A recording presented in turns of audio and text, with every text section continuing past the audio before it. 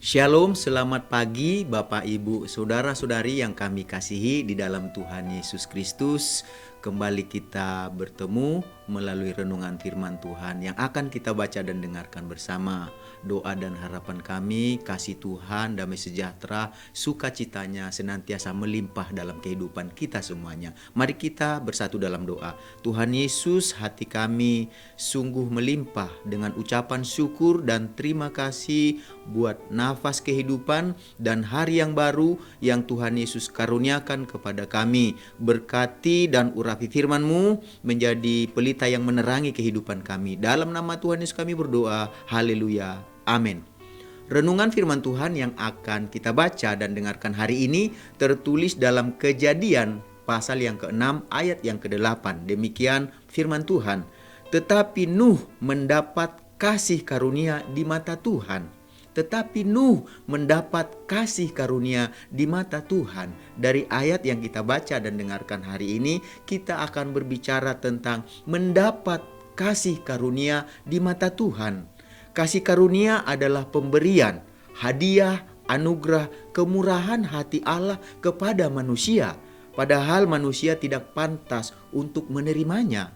Nuh adalah seorang yang mendapat kasih karunia di mata Tuhan. Kalau kita perhatikan di dalam firman Tuhan tadi berkata, tetapi Nuh mendapat kasih karunia di mata Tuhan. Berarti Nuh adalah seorang yang mendapat kasih karunia di pemandangannya Tuhan, di dalam perhatiannya Tuhan. Dikatakan di sini dia mendapat kasih karunia di mata Tuhan. Mendapat kasih karunia apa? Yang tidak dikatakan tadi kasih karunia itu sesuatu anugerah, pemberian Tuhan, padahal kita nggak pantas menerimanya. Nuh pada saat itu kalau kita lihat di zamannya dia, di tengah-tengah kejahatan manusia yang makin hari saat itu semakin menjadi, semakin merajalela di atas bumi pada saat itu. Jadi pada saat manusia pada saat itu hatinya sudah merajalela terhadap yang jahat ya semakin hari, dan dikatakan pada saat itu Tuhan melihat ada seorang yang berbeda di tengah-tengah angkatan yang hatinya sudah jahat pada saat itu. Seorang pria tersebut menyenangkan hati Tuhan, berkenan di hati Tuhan, di pemandangannya Tuhan. Siapakah dia? Dia adalah Nuh, dan pada saat itu Nuh diperkenan oleh Tuhan.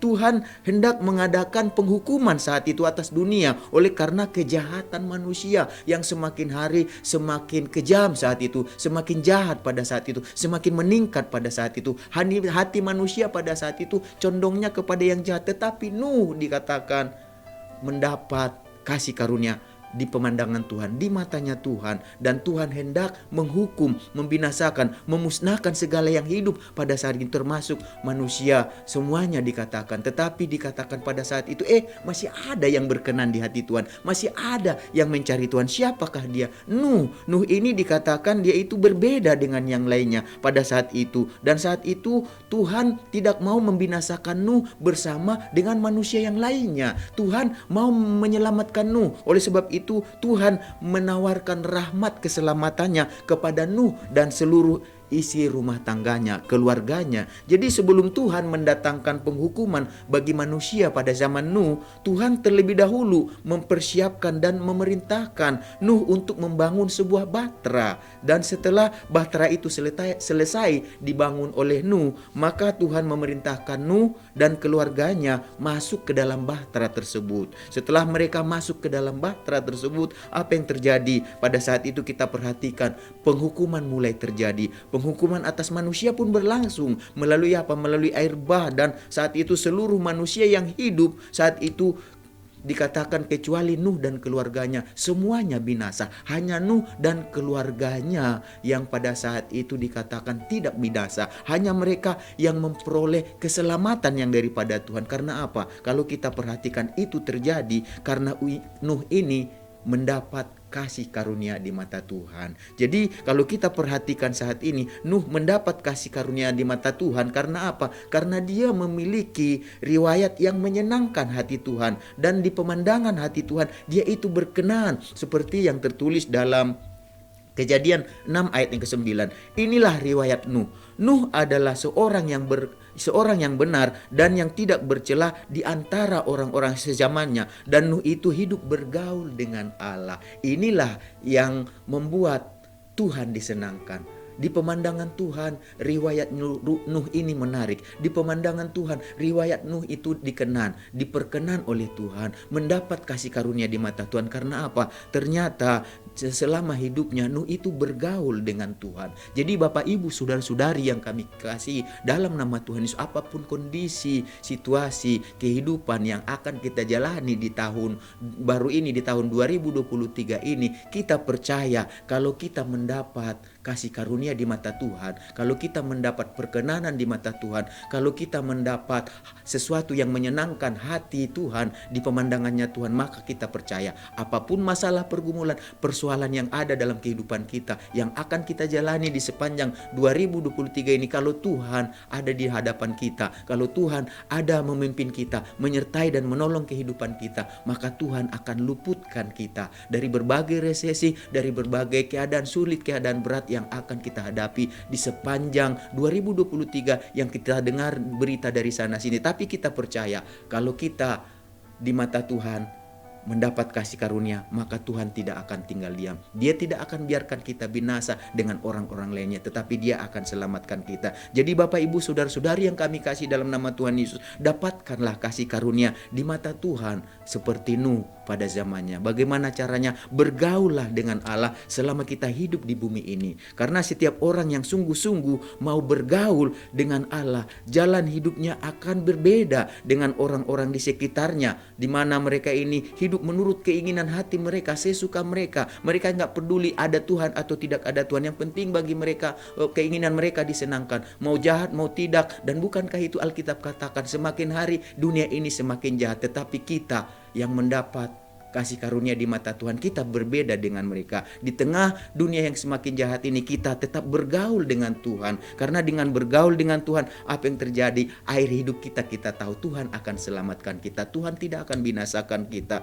Dan itulah yang terjadi. Ya, oleh sebab itu dapatkanlah kasih karunia di mata Tuhan, supaya kita dan seisi rumah kita mendapat keselamatan daripada Tuhan. Jadi mendapat kasih karunia di mata Tuhan dalam perjanjian baru, kalau kita pelajari, itu berarti menerima keselamatan melalui Tuhan Yesus Kristus. Karena setiap orang yang percaya kepada Tuhan Yesus dan mengikuti jalan hidup yang diperintahkan, yang ditentukan oleh Tuhan Yesus, mereka ini tidak akan mengalami namanya pembinasaan atau kebinasaan, tetapi mereka ini akan memperoleh keselamatan, yaitu hidup yang kekal, seperti yang tertulis dalam Efesus pasal yang kedua ayat 4-6.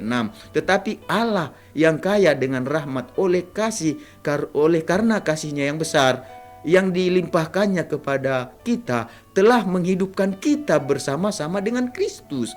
Sekalipun kita telah mati oleh kesalahan-kesalahan kita, oleh kasih karunia kamu diselamatkan di dalam Kristus. Oleh kasih karunia kita diselamatkan, dan di dalam Kristus dikatakan Ia telah membangkitkan kita juga dan memberikan tempat bersama-sama dengan Dia di surga. Itulah air kehidupan yang daripada kita, yang hidupnya bergaul bersama dengan Tuhan selagi masih hidup. Maka dikatakan mendapat kasih karunia di mata Tuhan, dan mereka ini mendapat keselamatan, terhindar dari kebinasaan. Jadi Bapak Ibu saudara-saudari yang kami kasih dalam Tuhan Yesus Kristus, marilah kita dapatkan kasih karunia di mata Tuhan dengan senantiasa belajar untuk hidup bergaul dengan Allah. Lakukan apa yang benar dan berkenan di mata Tuhan di tengah-tengah dunia yang semakin jahat ini. Maka kita dan seisi rumah kita akan memperoleh keselamatan dari Tuhan, dan kita akan terhindar dari kebinasaan. Mari kita sama-sama berdoa. Tuhan Yesus, kami mengucap syukur, berterima kasih. Firman-Mu mengajar kami supaya kami mendapat kasih karunia di mata Tuhan. Kami berdoa Tuhan supaya kami dalam kehidupan yang semakin jahat ini, yang bahkan banyak berita-berita yang mengatakan akan ada resesi, akan kehidupan makin berat, tetapi kami percaya selama kami mencari Tuhan, selama kami bergaul dengan Tuhan, melakukan apa yang benar, apa yang berkenan di hati Tuhan, Tuhan akan selamatkan kami. Tuhan akan lindungi dan jaga kami. Berkati kami dalam rumah tangga kami, dalam keluarga, usaha, pekerjaan kami, sekolah, perkuliahan, segala sesuatu yang kami lakukan, aktivitas kehidupan kami sepanjang hidup kami Tuhan. Berkati juga bangsa kami, negara ini dengan segala pergumulan persoalannya, presiden, wakil presiden, semua menteri yang ada, pemimpin yang dipercaya memerintah bangsa ini, baik yang ada di pusat, di daerah sekalipun di pelosok. Berkati mereka dengan hikmat-Mu untuk mengelola setiap masalah pergumulan yang ada, dan kami bisa lepas melaluinya dengan pertolongan Engkau. Berkati umat Tuhan, anak Tuhan yang ada di tengah bangsa ini, supaya berdampak yang baik, berpengaruh yang baik bagi bangsa ini Tuhan, dan nama Engkau dimuliakan Tuhan. Selamatkan bangsa kami ini, pulihkan bangsa kami ini Tuhan,